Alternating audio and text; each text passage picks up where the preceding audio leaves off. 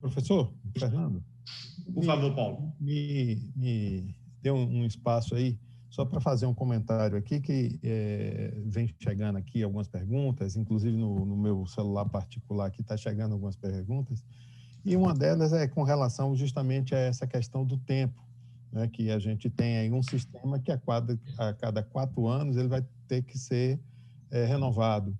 E, por outro lado, entendendo que é o seguinte, todo esse esforço na contabilidade, entendendo aí que a contabilidade ela é importantíssima, tanto para o setor público, mas também para o setor privado, para que a gente consiga entender o que aconteceu e comparar com os resultados delas a nível de efetividade. Comparar de forma a entender se as coisas andam bem na economia, na sociedade. Então, quando a gente faz essa convergência, a gente consegue entender qual foi o resultado da aplicação dos recursos públicos, aquele que o sócio, né, como o senhor mesmo disse, colocou lá, creditou como impostos para que seja realizado a infraestrutura, a educação, a saúde. Então, partindo desse ponto e entendendo que isso vem desde que já começa lá no Sistema Único, que o Sistema Único é a forma de atender aquela portaria 184 de 2008, se não me engano, que coloca aí a coisa toda, uma contabilidade mais transparente, que possa ser comparada não só internamente, mas externamente também, e que vai isso atrair investidores para o país. Vendo isso tudo, como é que o senhor vê e vem a sugerir, tanto o senhor como o Jorge, essa questão dos 48 meses? Como é que poderia ser uma sugestão? Como é que o pessoal poderia se comportar diante disso? Aí, hoje a gente tem, como eu falei, Paulo, uma situação, uma limitação legal, mas a implementação de um sistema integrado, ele, por esse plano de ação, que é que o próprio decreto está a recomendar e exigir, né, que nos próximos 180 dias, contados lá da edição do decreto, portanto, o prazo agora é no final de abril, ele tem que estar editado. Então, nesse plano de aplicação, a universidade vai ter que buscar quais são os seus pontos fracos atuais, né? Quais são os sistemas fortes que ela possui de controle, os sistemas paralelos que poderão ser integrados e definir os critérios, os padrões que aplicável para ela se afiquem, né? E aí tem que licitar. Então, hoje, ela vai ter que licitar nesse horizonte, até então, pelo que está a lei, nesse horizonte temporal de 4 anos, mas aí vem a questão de treinar pessoas e capacitar pessoas e de normatizar procedimentos.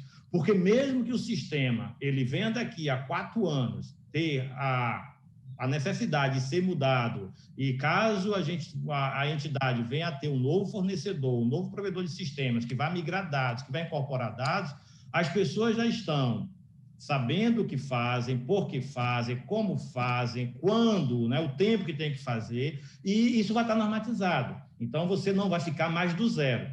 Você agora vai estar apenas mudando de tecnologia. E o que se espera é que a tecnologia que vai vir terá o mesmo padrão, ou melhor, do que aquele que estava implantado. Porque o processo de seleção, o processo de escolha deverá buscar isso aí nessa nova licitação. Professor Jorge, o senhor que já teve essa experiência... Eu acrescentaria, Fernando, aí a sua fala, os municípios padecem muito de uma estrutura, como todos já disseram aí, mais eficaz de governança de sistema de TI. E minha experiência me faz lembrar que hoje que eu atuo também, uma das minhas atividades é ser professor da área de gestão e fiscalização de contratos, e não há contrato de tecnologia, uma relação do privado com o público, se você não souber motivar a despesa. Uma despesa bem motivada gera um edital adequado e uma boa execução do contrato.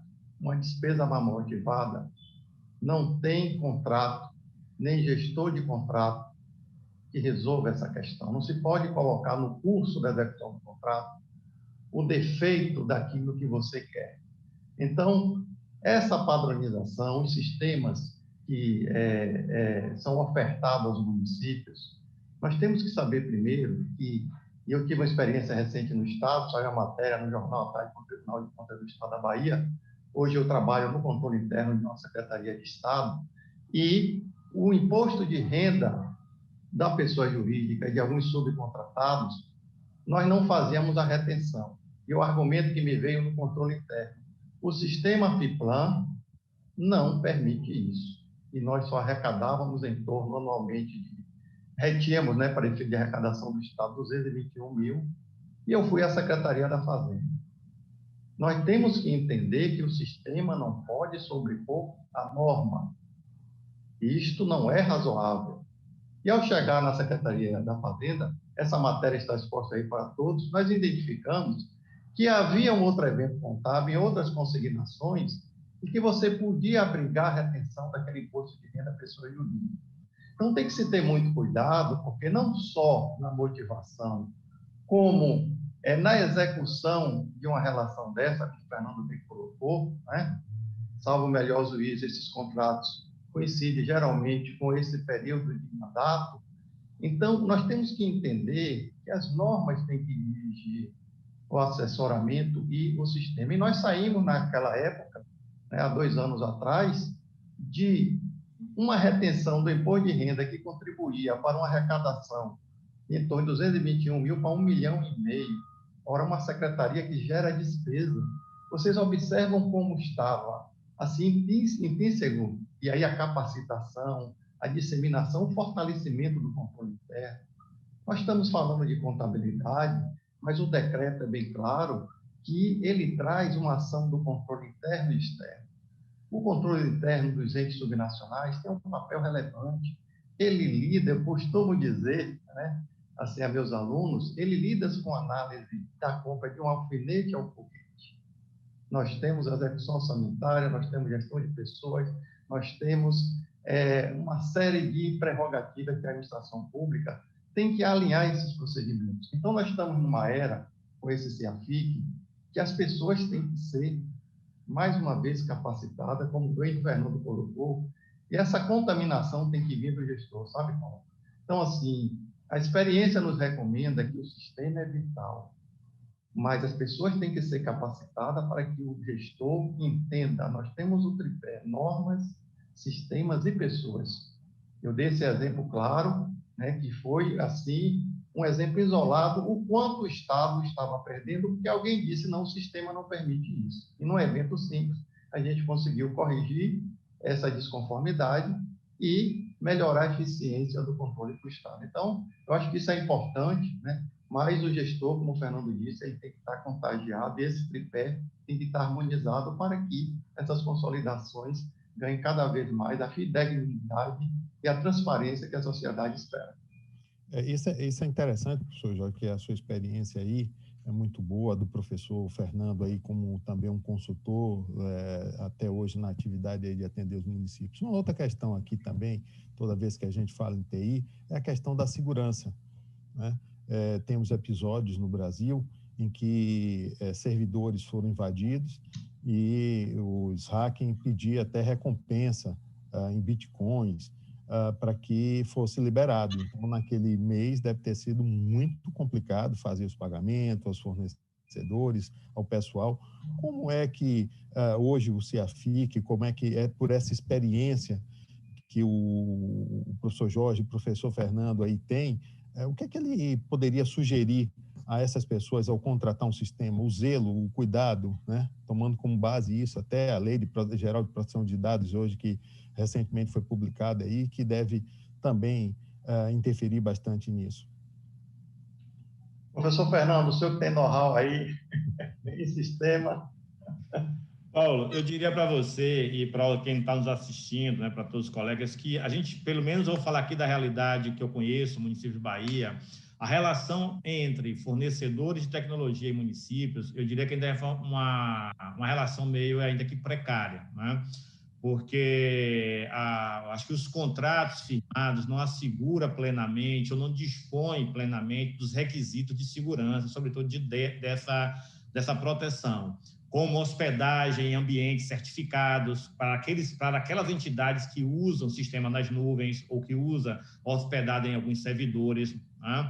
A certificação, garantia de que esses servidores detêm das devidas proteções contra hackers, que hoje o sistema da NASA, né, pode ser invadido, o sistema de um banco pode ser invadido, imagine determinados servidores que não têm uma linha de proteção. Fora aquelas entidades que usam o sistema localmente, que nem rotina de backup tem, né? E, às vezes, também até comum, terminou o mandato, a informação vai com o gestor e vai com o fornecedor do sistema. Então, quem entra no gestor que assume o mandato, ele fica acéfalo das informações. Então, ele entra assim, mas está onde as informações? Estava no HD, mas levaram o HD. Estava nas nuvens, mas fecharam o link. Então, assim, caiu uma tempestade e agora o link se partiu, porque a nuvem saiu, sumiu.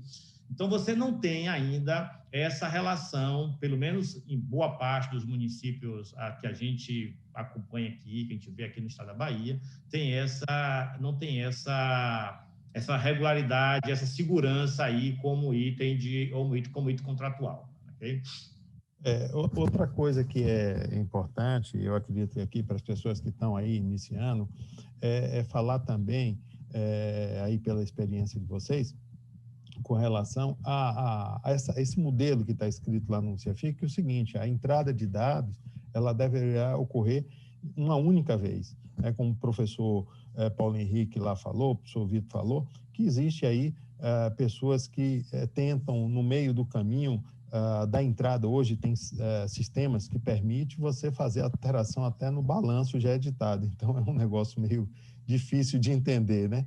Então, falar um pouco também sobre essa segurança, não só do sistema, mas da entrada, do lançamento dos dados. Eu não sou pescador, mas tenho história para contar, tá certo? No início, no setor público, eu vendia tecnologia e eu representava um sistema de contabilidade aplicado ao setor público e tal, e eu fui uma vez fazer uma apresentação para um cliente, né, da nossa ferramenta. E aí eu estou apresentando lá, instalei o notebook e tal, aí estou apresentando as funcionalidades, o empenho, a tela. No meio da apresentação, o pessoal da contabilidade, não era contador, mas trabalhava na contabilidade, perguntou: Fernando, mas assim, eu estou no mês de maio, já fechei o mês de abril, estou no mês de maio. Aí o prefeito chegou, abriu a pasta, achou a nota fiscal do mês de abril. Eu posso empenhar no mês de abril? Eu disse: mas, meu amigo, como é que você vai empenhar no mês de abril se a gente já está em maio? Você já não mandou a prestação de contas para o tribunal? Não, mas eu quero que o sistema empenhe e não resiste lá em abril, resiste agora em maio. Eu disse: mas como é que isso pode? Não, mas é porque o que está aqui faz etc e tal. Então, eu disse: olha, se essa for a condição para a gente vir a fornecer tecnologia aqui, essa condição não vai estar... não está em negociação. Então, eu estou historiando isso porque é fato real e é uma perspectiva que muitos profissionais, que atuam em entidades, que muitas pessoas na entidade têm, a questão de manipulação das informações, dos dados. Por quê? Como a prestação de contas hoje está voltada muito para o aspecto formal, e aquilo que Paulo falou do você entrar com dado errado e ter que depois retificar com outro lançamento, quanto mais eu vou retificar o lançamento, mais rastro vai ficando. Então, de repente, aqueles rastros, quando eu imprimo o relatório sai com esses registros, daí o órgão vai questionar aquele registro. Então, assim, as pessoas tendem a buscar essa perfeição, né, para ficar tudo na formalidade. A exemplo de numeração de empenhos. Então, eu tenho dito ao fornecedor de tecnologia: não me venham com essa ideia de que o seu produto é bom porque renumera empenho, porque isso não existe. Porque se eu chego no final do mês, imagine, eu passei o mês todo digitando os empenhos da entidade. Aí eu chego no dia 30 de abril, digitei o empenho, que ele ganhou o número 100.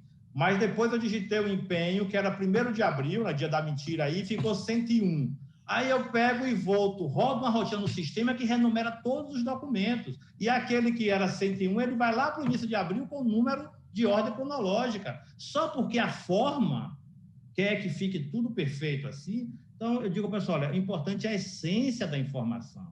Então, se houve ali o descumprimento da lei, porque o empenho foi emitido tempestivamente, etc. e tal, isso vai estar lá apontado. É um caso específico, é um caso isolado, se houve dano ao erário, é um processo de apuração administrativa. Mas eu não posso ficar buscando essa manipulação das informações no sistema apenas por uma questão de ter a forma perfeita.